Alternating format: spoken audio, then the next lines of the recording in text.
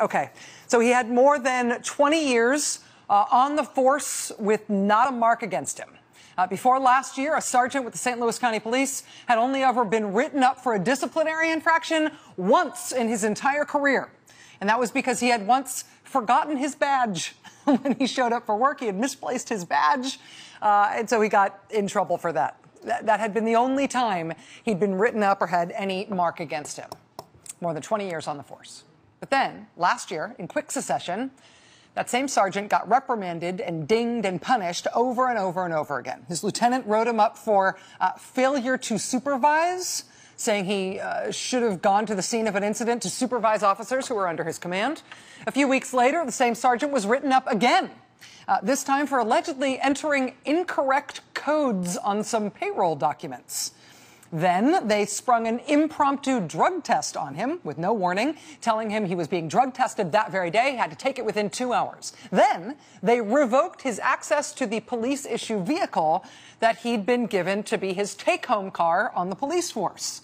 When they revoked his take-home car, 2 other sergeants from the police department showed up at his house to take the car away from him, and he says, to stand over him with their hands on their pistols as they watched him clean the vehicle out with his hands.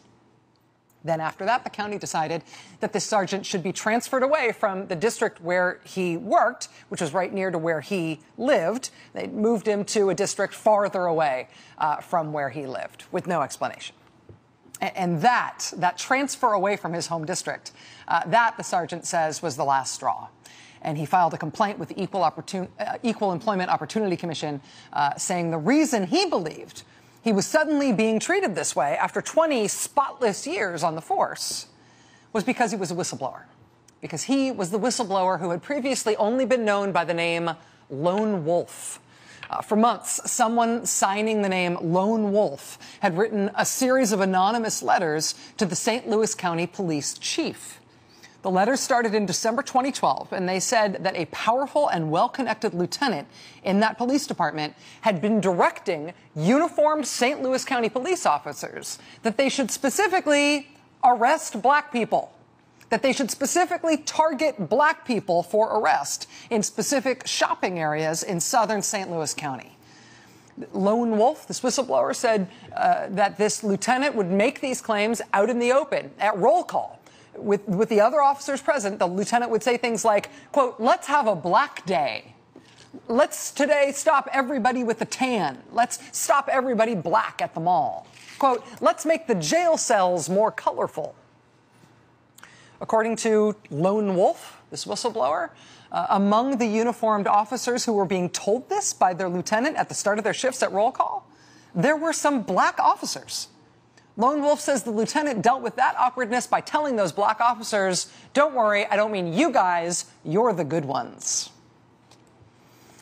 Lone Wolf, the sergeant who was the whistleblower, later told the St. Louis Post-Dispatch that he had waited months before summoning the courage to write those anonymous letters about the behavior of his lieutenant, because he said this lieutenant had often bragged about being really well connected, about knowing all the top commanders in the department.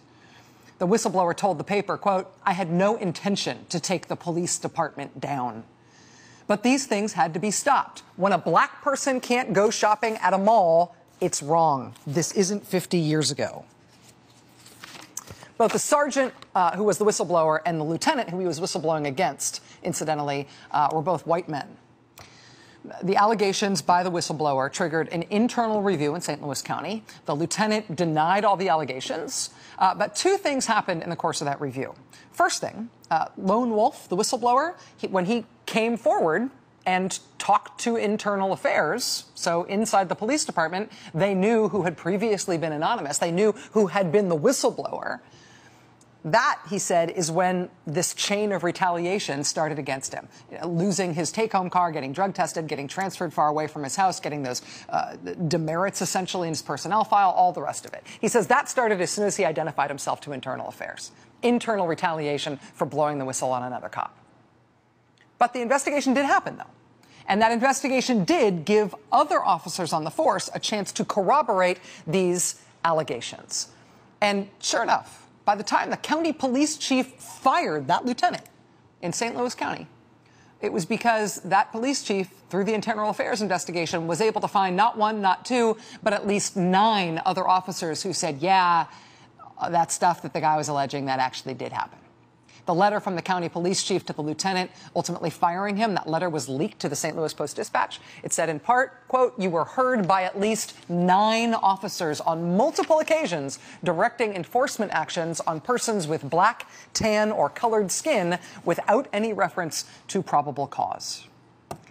So that police lieutenant in St. Louis County last year was fired for what was described as his racial remarks. He did lose his job. Apparently, that came at great cost to the man who blew the whistle on his racist behavior.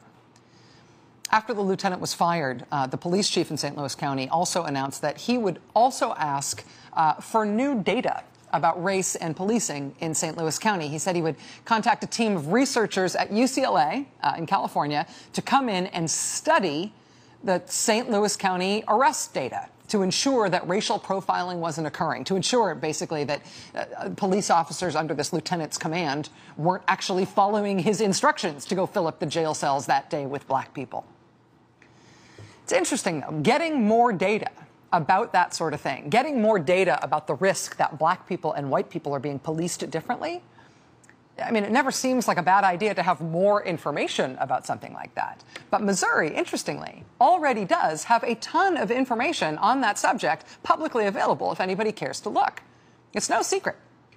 And there's an interesting reason why. In the year 2000, the Missouri legislature had a particularly bad year. It was described as a caustic legislative session in 2000 in the great state of Missouri. But one of the things they did pass by overwhelming margins in both the House and the Senate that year in Missouri was a bill about racial profiling, a bill specifically to collect data on race and policing. In August 2000, the then Democratic Governor Mel Carnahan and the then Attorney General, who's now the Democratic Governor of Missouri, Jay Nixon, they were both personally on hand for the public signing of this Missouri bill that, A, banned racial profiling by police in Missouri, but B, it also required that every police officer in the state would have to record information about the race of the person they were stopping every time they made a traffic stop. They have to do that in the state of Missouri by law since the year 2000. Every police department and every police officer in the state. It's mandatory reporting. And so there's this incredible data, incredible arrest by arrest data made publicly available on the website of the Missouri Attorney General's office every year. And it's well laid out. You just click on the county, click on the town within the county, click on it year by year, and it tells you exactly what proportion of people stopped in every little town across the state are black, white, Hispanic, Asian, Native American, or other. And so in, say, the town of Ferguson, Missouri, which is in St. Louis County, you can get very specific data for each of the last 14 years about your racial likelihood of getting stopped by police for some reason in that particular town. And in that data, you can see over time remarkable consistency for the racial ratio of how people who live in that town are policed. I mean, this is official data from the state of Missouri. It's not some outside survey. It's not something that somebody comes in and does once every 6 years and hopes it's a snapshot. It's year by year by year, arrest after arrest after arrest, every town in the state by law. And it comes up with an incredibly comprehensive and detailed racial disparity index for policing, town by town. This is basically what they found for Ferguson. If there was no racial inflection at all to the rate at which people got stopped, if a racial group's proportion of the population was exactly the same as the proportion of stops by the police for that group, then that ratio would be 1.0. That would be totally neutral. So you see that marked with a gray line there. Here's what that ratio actually is for black people in Ferguson. See how much above 1.0 it is? That's how much more likely black people are to get stopped by police relative to their share of the population in Ferguson, Missouri. This is what it is for white people.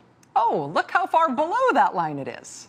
That's how much less likely you are to get stopped by police in Ferguson relative to white people's share of the population in that town.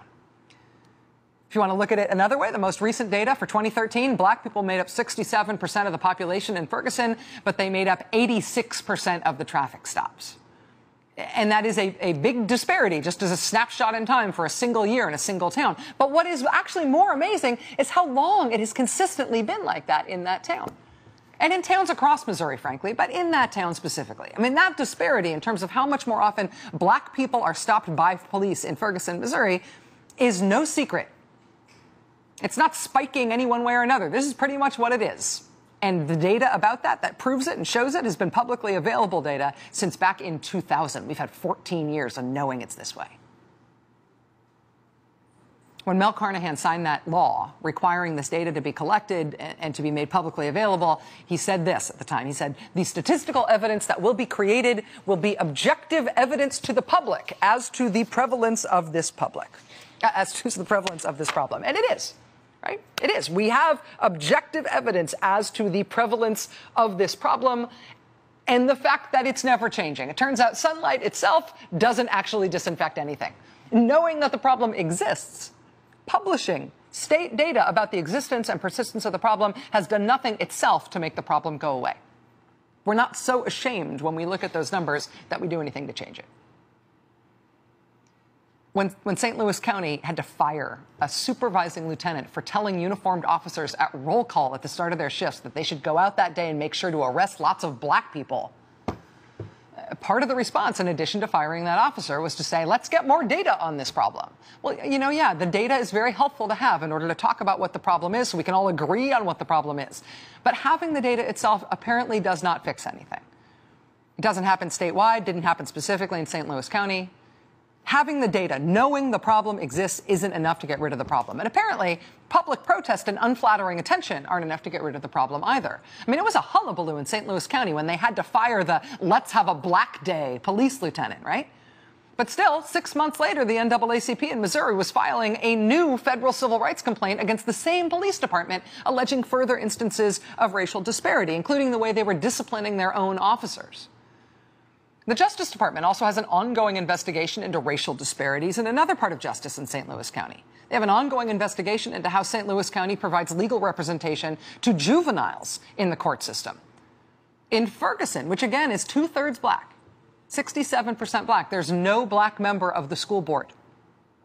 There were protests last year when that school board, with no black people on it, decided to suspend the superintendent of schools in Ferguson, who does happen to be African American. The community where 18-year-old Michael Brown was shot and killed by a police officer this weekend has a population that is 2/3 black. Of its 53 police officers, 3 of them are black. 2 black women and 1 black man out of 53 officers. And knowing that and fixing that are not the same thing.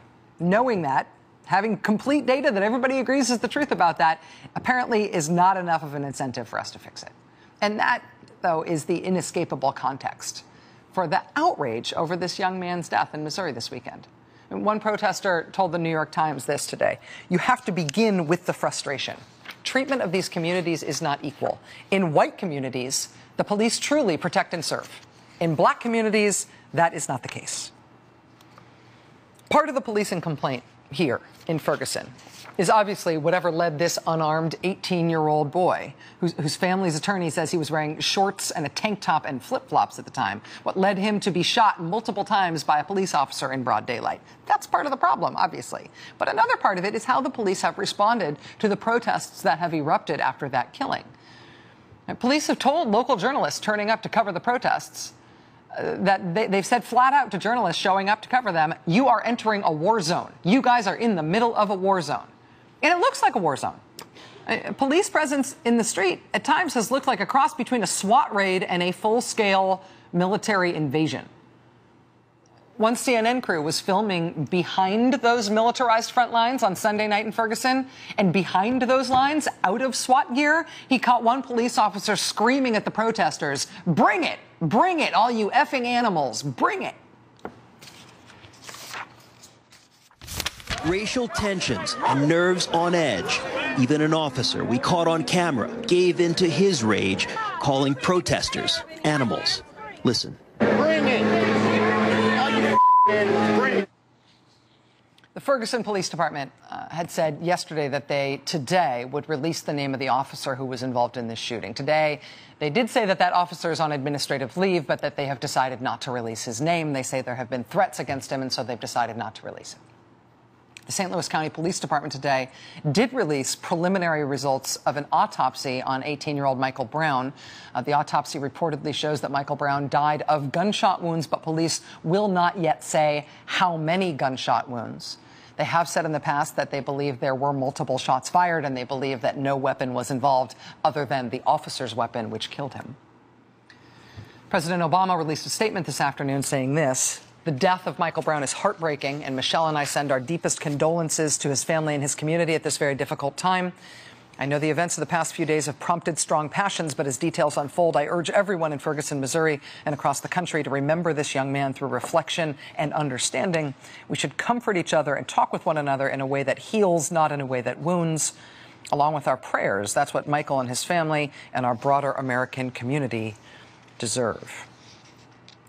In St. Louis County today, Michael Brown's family continued to call for justice in this case and a full investigation. They've also continued to call for calm and to denounce anybody who has rioted or looted, as the protests have sometimes descended into anger and chaos. In his role as president of the National Action Network, MSNBC's Al Sharpton spoke with the family today, spent the day with the family today, and then publicly called for calm, saying that that was the right way to honor this young man. This is not a cause for them. This is their child. This is not some prop for politics. This is their child. No one has the right to take their child's name and drag it through the mud because you're angry. To become violent in Michael Brown's name is to betray the gentle giant that he was. Don't be so angry. Don't be so angry that you distort the image of who his mother and father told us he was. Some of us are making the story how mad we are rather than how promising he was. Don't be a traitor to Michael Brown in the name of you man. Please put justice and Michael as the priority. I know you're angry. I know that this is outrageous. When I saw that picture, it rose up in me an outrage. But we can't be more outraged than his mom and his dad. That's right. We are not more angry than his mom and dad. And if they can hold their heads with dignity, then we can hold our heads with dignity. There are those that are saying peace, but they really just mean quiet. Because in order to establish peace, you must have fair justice for everyone. We want real peace. We don't want to just be told to shut up and suffer in silence. We must have answers and then use those answers to guide us toward peace. Reverend Al Sharpton with the National Action Network calling for calm but not for silence. He and the family and local leaders called for another demonstration this evening, which started within the past hour. Local leaders and the family are calling for a day of fasting and prayer tomorrow. They're also asking people who may have witnessed the shooting or who may have information about it to come forward, particularly anybody who has photo or video evidence of what happened. And this is kind of amazing. They're also asking for the people who have already identified themselves as eyewitnesses to the shooting to be allowed to speak to the police. Think about that for a second. This is one of the more remarkable and as yet unexplained things that has happened thus far in this case. This is the young man who was walking with Michael Brown when this altercation with a police officer of whatever kind resulted in Mike Brown being shot and killed in the street. This young man was the guy he was with. This young man was there in the moment that this happened. He was the third person on the scene. He was the third person between the person who was shot and the person who shot him. This young man made himself known publicly immediately after the incident happened. He did multiple interviews. He talked to the Canadian Broadcast Corporation. He talked to the CBS affiliate, KMOV in St. Louis. He spoke with MSNBC.com. He did this interview last night with Chris Hayes here on MSNBC on All In. And he told his story about what he saw. He's told his story in a remarkably consistent way across all of these different interviews about what happened. He's told it again over and over and over again to all of these different media outlets. But that young man has not yet talked to the police. The local NAACP said today that they contacted the local police on this young man's behalf to ask if he could please give them a formal statement as they investigate this matter. That young man has not talked to them yet.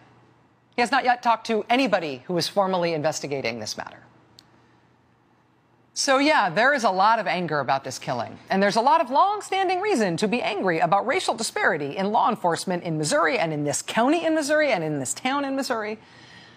But since this happened this weekend, it's only Tuesday, one of the unfathomable things about this investigation is that whatever official investigation or investigations of this shooting are supposedly underway, they so far have not involved anyone official talking to the other person who was there at the scene. It's bewildering.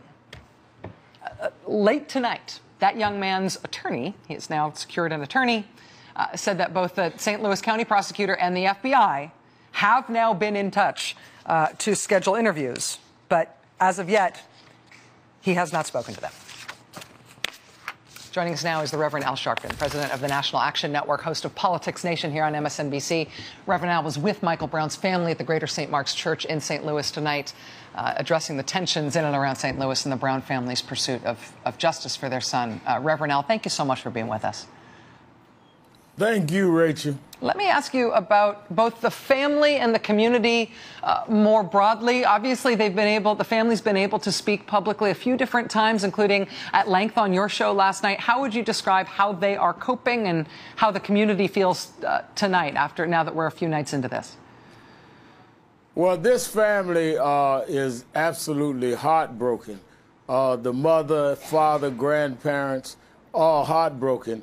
But they have shown extreme dignity and have really said they want to come forward and demand justice, but also at the same time say they do not want their son identified with violence. We're at a church now. There are well over 1,200 people here, and they're here. They should be grieving. They're getting ready for a funeral. They're getting ready to see what comes of a medical examiner looking at their son's body, which is a nightmare to them. But they found the strength to be here tonight to say to the young people, let us fight for justice. Let not the story of my son be that it was destruction in the city rather than the construction of justice. And I really admire the strength of this family. And as you laid out the case, Rachel, about this city, 53 policemen in a city that is 67% black, only 3 policemen, no blacks on the Board of Education, white mayor, the white chief of police. The whole city is polarized, and it's in that polarization that this occurred. And I think that you have to see the whole context to understand the anger. But what we're saying is channel that anger to make a difference. They want you to be destructive so they can avoid the solutions. We've got to solve the problem, and we've got to make the criminal justice system work for people like Michael Brown. Otherwise, we're not the country that we claim to be. Al, when you talk about the family demanding justice and talking about fighting for justice in a constructive way here, I mean, you've been involved in so many tragedies like this in the past. Families are comfortable calling you and having you be their bridge to the outside world in a responsible way in moments like this. What concretely do you tell people to hope for and to work for? What would justice look like? I tell them that, first of all, you cannot ever guarantee the outcome of a criminal case. The odds in police cases are better when you go to the federal government for certain reasons. And that's what happened to Rodney King, Abner Louima. Those police are still in jail. Anthony Baez, all federal prosecutions that were successful. In state courts, you have this relationship between prosecutors and police, because the same prosecutors that were prosecuting the case depend on police and that police department for all of their cases. So it is the appearance, even if it is not always the case, it is the appearance of they're not as aggressive. But as important in many jurisdictions, particularly in New York, I know well, you can waive a jury in a state court. So police, in many cases, as Sean Bell, waive a jury, tried by a judge, then you deal with the politics of some judges, how they were selected. In federal court, you can't waive a jury. You have to waive it only if the prosecutor agrees. So you're judged by your peers. And the investigation and the prosecutor is not dependent on the local police for their everyday cases. So you remove some of the appearances there. The reason why the federal authorities would be trusted here more is because witnesses have said, I'm afraid if we talk to the local authorities, I've got to leave here when y'all are gone. They will be retribution on me, or they won't be aggressive. So I'm honest with them. We may or may not win the criminal, but we've got to fight and keep it going, but we must do it in a dignified way. Also, I say we've got to fight for long-term change. We've got to deal with policy. I will not come in a case, and I never come into situations to help that unless we're asked. Once I agree that National Action Network and myself will come in, we say, what is the social policy that we're dealing with here? And in here, in this town, they're talking about this young man was stopped by police for walking in the street with all of the gun violence, all of the drug trafficking. We have all over this country police that are majoring in low-level crimes, saying that in black areas, by some magic, if you are a low-level criminal, you grow up to be a hardened criminal. But in white areas, we don't go at such a high percentage. So what are you saying? That by some miracle, the profile there is with them, it's recreation, with blacks, it's criminal? We've got to have one standard for everyone. And when the state attorney general of Missouri said that 86% of the people in this town that was stopped for traffic was black and only 20% white, which is clearly not the way the demographics read, you're dealing with profiling and you're dealing with low-level policing, and we've got to deal with the changing of the policy as we deal with Michael Brown's case. And the profiling data is as clear as day. It's the state's own data, and nobody can contest it, and we've got 14 years of it out there for everybody to see, and that's got to be the start of the conversation in some ways. Reverend Al Sharpton, president of the National Action Network, joining us live from St. Louis. Reverend Al, I know you've been up about 40 straight hours. Thank you for being with us tonight. I appreciate it. Thank you, Rachel. Good luck there. All right. Reverend Al's continuing coverage of this and other issues is to be found here on MSNBC on Politics Nation, weeknights at 6 p.m. Eastern. All right. Lots more ahead tonight, including a legitimate news reason to bring up this guy and not just as an allegory. I am not Mr. Lebowski. You're Mr. Lebowski. I'm the dude.